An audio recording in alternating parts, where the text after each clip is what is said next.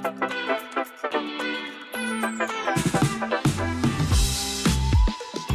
guys, that's your Race Shot Legends. Welcome to the video. Glad to have you here. You, specifically you, here with me today. You. Chillin', talking a little bit of Raid. Now, I'm going to talk about a champion the odds are you've heard of, but man, obviously I've heard of him. I've done guides on him before, but I haven't messed around with him after they gave him a monumental rework, and now I have, and boy, has he absolutely shocked me. Not in terms of just control or debuffs, but also just the synergy between the stealing turn meter, between the amazing control, and there's really the top tier damage as well, all in one Void Legendary who everybody can get.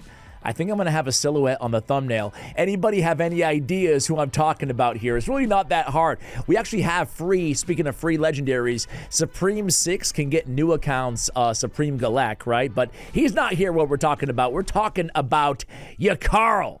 Yakarl is a monster. First of all, I love his little background here, the stormy background in the Barbarians faction.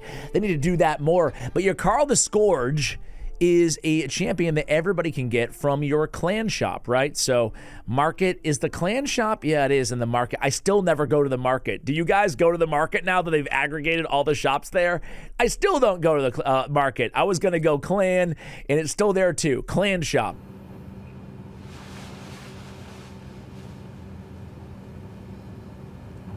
You get the Yakarl fragments. It is worth everybody getting your hands on Yakarl, right? I'm going to buy some just to empower this dude. Why not? Even if you have them, I would buy to empower Yakarl as well.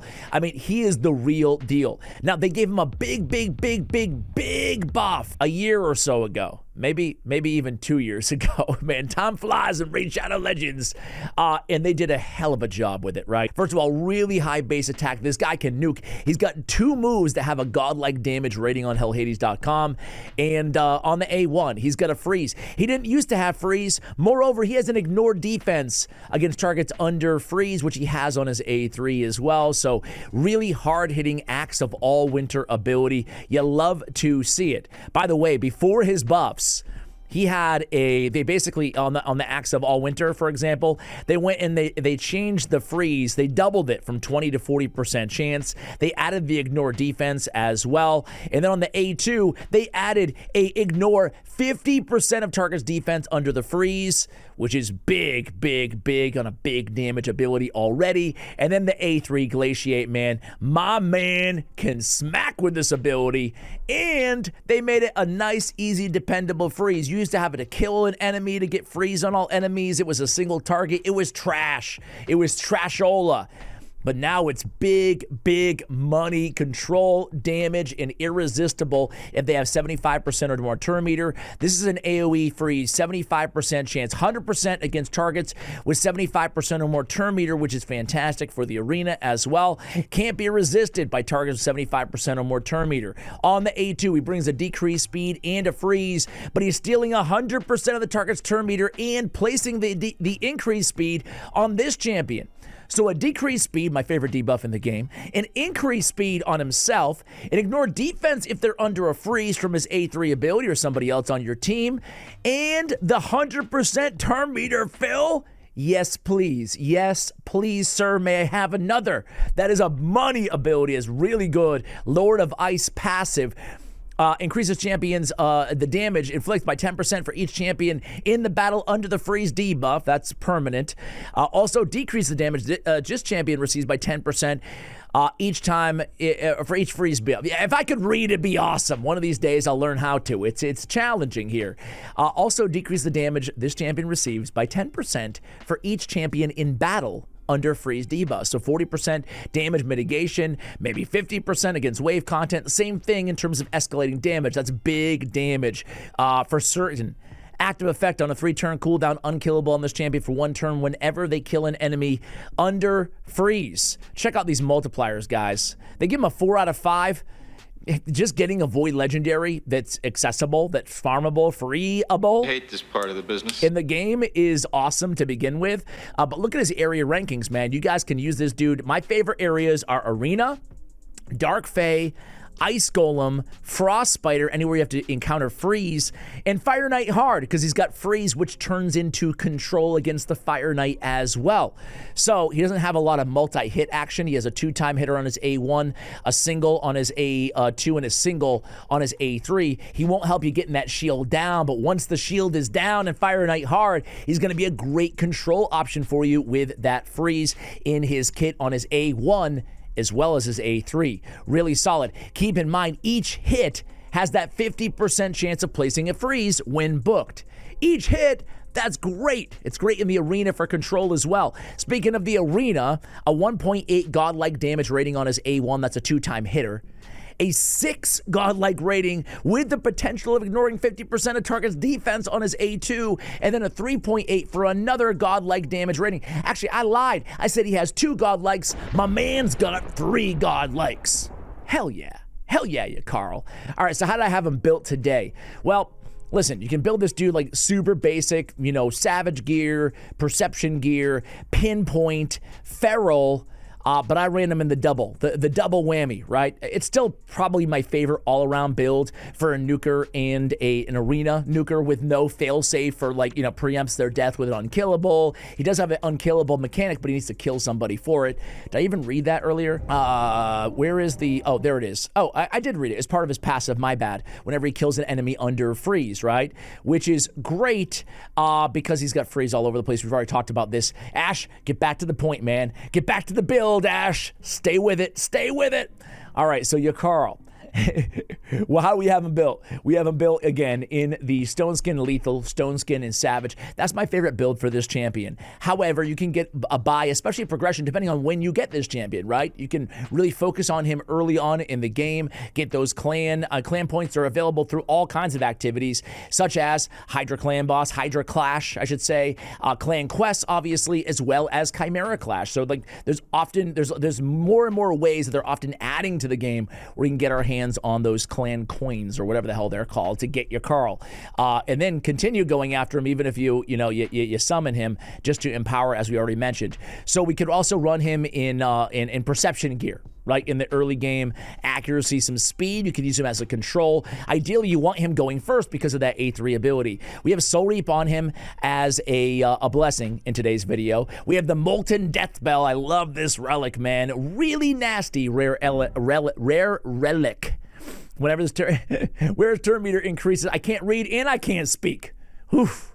Oof. Where his turn meter increases by 10% when applying freeze to all enemies. Occurs once per turn. That's really nice, though, on Yakarl because of the A1 and the A3. Nice turn meter boost. Plus, we'll take the accuracy. Doesn't need it on the A3, but it's conditional. 75% or more turn meter, and we certainly need it for that A2 ability. I am slacking a little bit on the accuracy on this build, but I have enough for PvE where we're going to be using him, and I have an increased accuracy champion setting him up in the arena. I'd highly advise you guys to consider the same, especially when you want to build a damage dealer on your account. Oftentimes we have that 4th position in the arena that is great for a flex champion, right? So you can kind of use that spot to bolster up the stats that you really need. It could be another turn meter booster if your champions are pretty slow, or in my case, it could be an increased accuracy champion if my accuracy just isn't cutting it. Just make sure they obviously go before, whoever you want the increased accuracy to apply to, in this case, Yakarl. So I have him built like a nuker. Crit damage on the gauntlets, attack percentage on the chest, speed on the boots. I would prefer speed, by the way, even over the attack, because I would prioritize speed on this guy even before going all out nuke. Now, ideally, we have them both, right? But even in the early game, I could see just running crit rate on the gauntlets and just looking for crit damage and accuracy on my substats, making it a little bit easier to build this champion. I have attack on the banner. I really wanted accuracy on this banner, even sacrificing some attack, but I didn't have one that was stone skin. I'm looking for speed, though.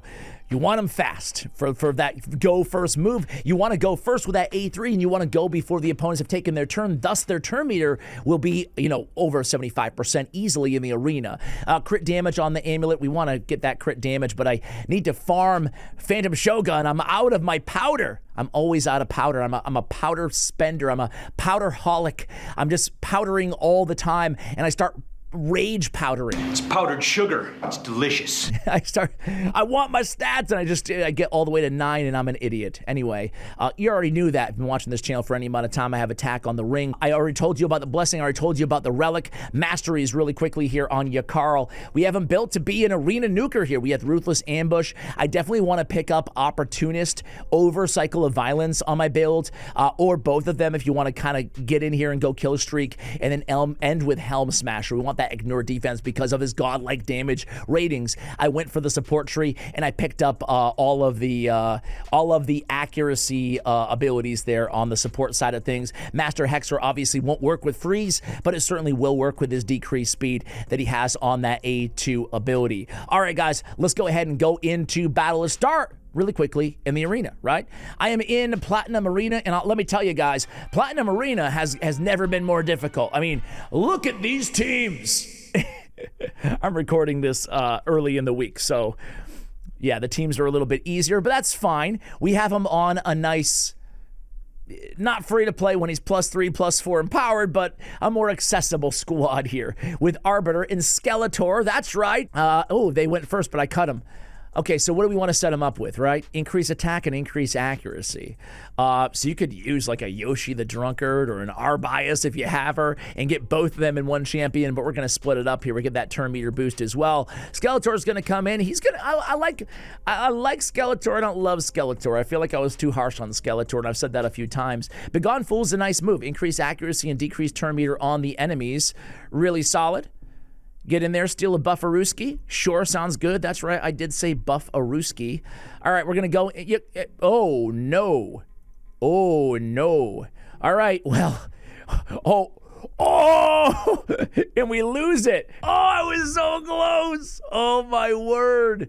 Oh, God. You know what? We have Skeletor. Let's go against He-Man. I thought we were going to win it there. He was the only man standing. He almost glaciated their ass. I guess he did, but, you know, it was almost worked. How about that? All right, let's go in here and do stuff. All right, let's try to remove stuff.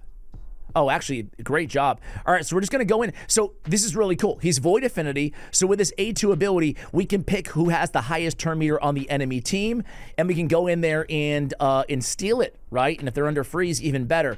But in this case, since he's attacking one enemy, that's going to be UDK, and he has a low turn meter, so I'm going to open up with the A3 instead.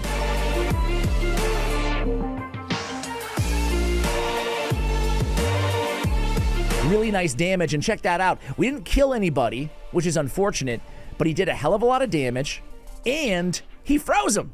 I mean, sign me up. I'm going to use Arbiter's Speed Boost as the next move, and then I'm going to go in and I'm going to petrify, or try to, Duchess. Bad resist there, but it is what it is. Let's go ahead and try to fear, I think.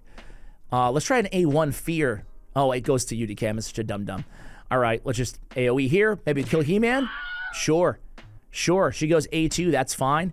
We're gonna go in and we're still gonna try to, we're gonna take that turn meter, we got the resist. Unfortunate there. All right, with Nice on the team, we are not out of the woods. I'm kind of regretting burning her, let's steal some buffs here, right? Oh, I'm kind of, whoa!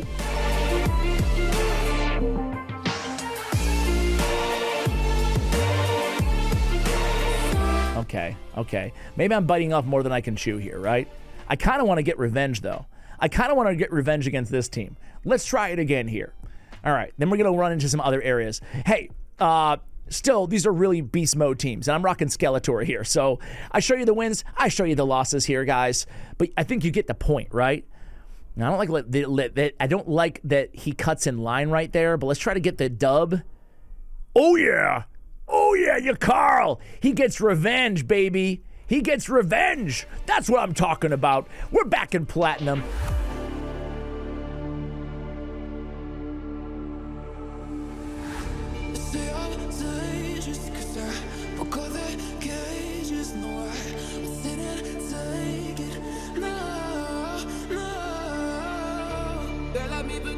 Let's see if we can beat this team. No. Okay. I'm getting carried away. Listen, you can use him as a nuker. I've shown that. and you can use him as a manipulator with that A2. We didn't showcase that beautifully there, but you can use him in the arena for a nuker and a control and more. I love him. I love him in the arena. Very good. Now, the event dungeon, by the way, guys, it's gone, right? But both of the last event dungeons, specifically the Queen of Hearts, he was an awesome S-tier option to build fast, go in there and CC right out the gate, similar to how people use Ninja, right? Very good, but better than Ninja because it's circumstantial, but better than Ninja because he's void, right? We don't have to worry about those weak hits or those resists on the freeze, right? So let's go into Dark Fae, man. You can use this guy everywhere. You really can. Wave clearing, Centranos, Doom Tower waves. I'm going to run them against the final boss, Dark Fae here. This is Doom Tower hard. We're going to super rate it up, and we're going to go in here. Maybe I'll just cut till we get to Dark Fae because who wants to watch the wave content? I'll see you when we get to Dark Fae. All right, guys, here we go. So we opened up with Deke going in there. Deke's going to go ahead and do his turn meter manipulation with his A3 ability. Then we come in there. You can see we were supposed to freeze everybody with Yakarl, but we ended up just killing everybody. Now we have to go against the mirrored Yakarl. We did stun with Scylla the Drakes. My girl helping us out there. This is a very accessible team, right? You don't need Deke. You can use a freaking Diabolist who's a campaign farmable champion, and I really mean that. You can use her in the same role. You want your turn meter manipulator to be going first, obviously, with this team. They hand the baton over to Yakarl. He goes in there and he either kills him or he freezes him. One or the other, it both works beautifully. Now, what I love is against Dark Fae, similar to against the Fire Knight, similar to against the Spider, similar to against the Ice Golem, he's also going to help out tremendously against the boss. He's going to be bringing that decreased speed. Moreover, he's going to be bringing that turn meter steal off that A2. Super freaking strong. She's still in the continuous heals. Not cool. Maybe Ulfrig could maybe step out of this team. I just added Ulfrig because I like Ulfrig. He's just a random super random champion who I like adding to my videos randomly. He looks like an uncommon, but he's an epic. All right, Newt gonna go ahead and do some damage. Newt is also replaceable on this team. Obviously, he's just dealing a ton of damage, right? You can run a Cold Heart or somebody in place. Enemy max HP champions do extremely well. All right, so far, really steady. And this is the hardest version of Dark Fae. Dark Fae is a really cool boss because she can be extremely difficult, but she's also very manageable, even with accessible champions. It's all about the team construction and the synergy, not just the gear that you have or the champions that you have necessarily, right? You can use, obviously, an Allure or somebody like that for control as well. So Yakarl, I mean, obviously Newt with a Blessed Bash doing a lot of damage there with his A3, but Yakarl coming through, helping out with damage, helping out with wave content, helping out with clearing, and then controlling Dark Fae all in one champion. That's amazing. I want to end the video really quickly. I'm not going to make you watch the whole run. So Ice Golem, we have a Bellower, we have a Reliquary Tender, Scylla the Drakes, Tree Shield Knot, and Yakarl. He's great against Ice Golem. He's great basically anywhere. You guys get the point here. But he's great because every champion under freeze, there's going to be a lot of freezes. He's going to dish out more damage mitigation. Again, I'm going to come at you guys when we get to the Ice Golem because these waves can take a while, but a fantastic complement to a team like this. Now, we're pretty heavy on the support here, but I think we're gonna be all right. Fingers crossed. Let's see if we can take down this Ice Golem before I let you guys go. All right, guys, here we go. This has been a longer than anticipated battle, but things are going very well. You could argue that maybe taking out, I don't know, one of the revivers, one of the 3 revivers, Ash, might be a little bit of overkill there, but the team's doing pretty well. Obviously, Bellower holding it down with all those debuffs, plus the Nature's Bounty blessing to upgrade them to the big version of the debuffs. Big swing coming in. Woo!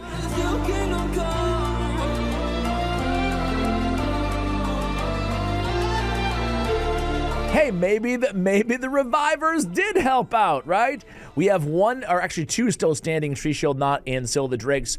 But of course, our guy is doing all the control, all the damage. Soul Reap ends up taking the Ice Golem down. Man, Yakarl is the real deal. He's definitely a champion, a free champion, farmable champion, however you want to call it. He's definitely a champion that everybody should go for. It makes sense for everybody to go for. And I'm sorry that I slept on him for so long after his buff, which was like I mentioned years ago. Anyway, guys, is there another underrated freebie or accessible or any champion out there, whether it's Doom Tower, Daily Login, or anywhere in between, that you absolutely love? Let me know about it, and I'll do a guide on them as well.